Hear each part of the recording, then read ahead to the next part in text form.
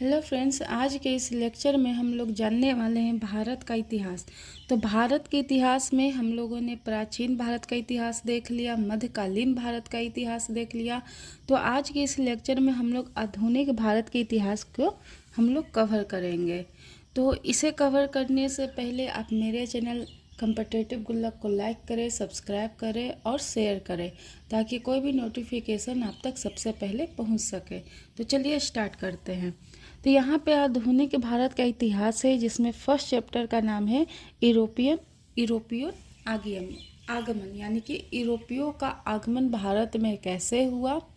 तो इसका मैंने एक लेक्चर बना रखा है भारत के इतिहास करके, यानी इंडियन हिस्ट्री से वहाँ पे एक आपका क्या है प्लेलिस्ट है, आप वहाँ पे जाके आधुनिक भारत का पूरा इतिहास अच्छे से देख सकते हैं।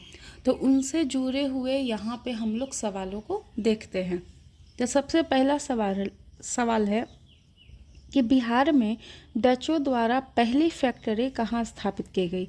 बिहार में डचों द्वारा पहली फैक्ट्री कहाँ स्थापित की गई थी? तो पटना में। गोवा में पहला शासन किसका था?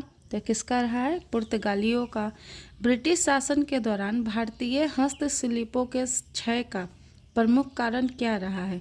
तो यहाँ पे कह सकते हैं कि कम कीमत वाली मशीनों का विकास भी रहा है और साथ में भेदभावपूर्ण ट्रैफिक नीति भी रहा है। तो इसलिए ऑप्शन सी सही होगा।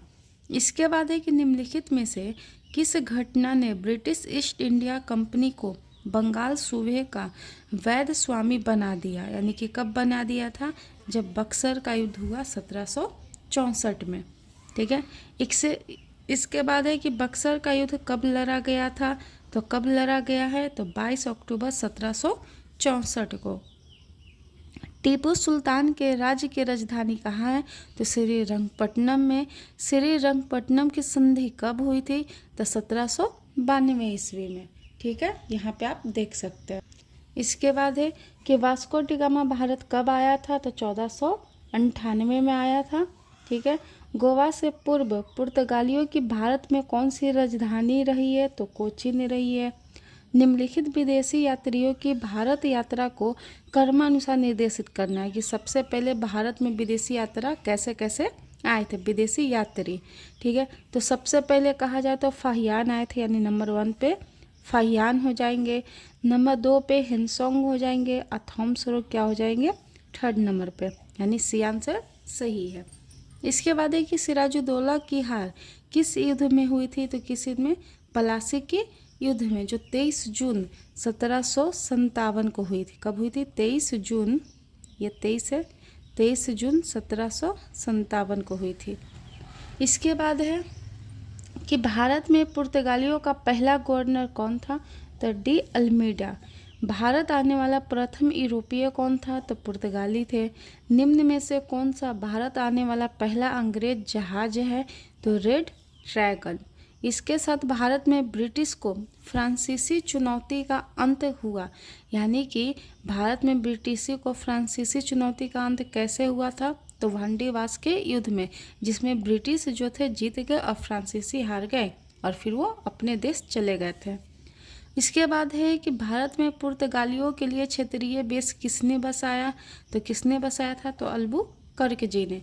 तो यहाँ से भारत में आए हुए यूरोपियों के आगमन के द्वारा जो भी प्रश्न आते हैं वो इम्पॉर्टेंट सारे प्रश्न इसमें हल किए गए हैं। अब अगला हम लोग का टॉपिक है 1857 की क्रांति। तो चलिए उनसे भी जुड़े हम लोग प्रश्नों को देख लेते हैं। ठीक है। तो यहाँ पे पहला प्रश्न है 1857 की क्रांति से कि 1857 की क्रांति में कौन से क्रांतिकारी थे जो भागकर नेपाल चले गए थे? तो कौन? नाना साहेब। 1857 ईस्वी के विप्लव के क्रांतिकारी कौन थे? तो कौन थे? बाबू कुंवर सिंह। तो यहाँ पे आप देख सकते हैं कि 1857 की क्रांतिकारी में कौन कौन भाग लिए थे।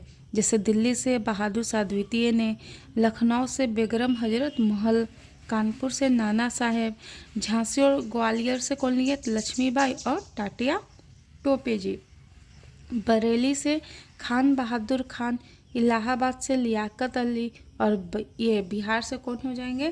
तो बाबू कुंवर सिंह। ठीक है। ब्रिटिश सावरकर ने 1857 की क्रांति को भारत का प्रथम स्वतंत्रता संग्राम भी कहा है, तो ये हमेशा एग्जाम में आता है। वहीं बेंजामिन डिज़रायली ने विद्रोह को राष्ट्रीय विद्रोह के नाम से भी संबोधित किया है। इसके बाद है कि 1857 ईस्वी के विद्रोह के समय भारत का गवर्नर जनरल कौन था? तब भारत का गवर्नर जनरल 1857 के टाइम लॉर्ड कैनिंग जी थे। अंग्रेजों ने बहादुर शाह द्वितीय को देश से निकाल कर कहाँ भेज दिया? तो कहाँ? रंगून भेज दिए थे। निम्नलिखित में से किसने 1857 ईस्वी के विद्रोह का कानपुर में नेतृत्व किया था? तो कानपुर में नेतृत्व नाना साहेब जी किए थे। तो ये थे 1857 की क्रांति से कुछ जो प्रश्न आते रहते हैं। इसके बाद है ब्रिटिश नीतियाँ, तो इनसे भी बहुत सारे प्रश्न आते हैं, तो चलिए इन्हें भी हम लोग हल करने का प्रयास करते हैं। तो पुस्तक poverty and un British rule in India किसने लिखी? तो किसने लिखी थी? दादा भाई नौरोजी ने। ठीक है, दादा भाई नौरोजी ने यहाँ पे लिखा है। ठीक है।